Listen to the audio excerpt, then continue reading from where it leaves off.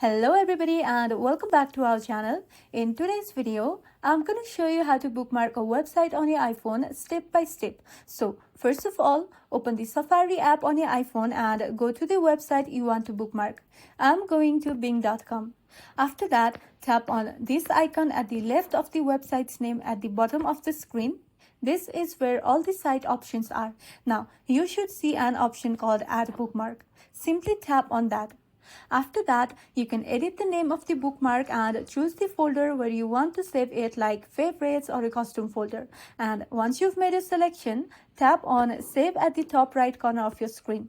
Your website is now bookmarked and can be accessed easily anytime from the Bookmarks menu in Safari. And that's all for today's video. That's how you can bookmark a website on your iPhone quickly and easily. If this video was helpful, don't forget to like and subscribe for more iPhone tips and tricks, and thank you for watching till the very end.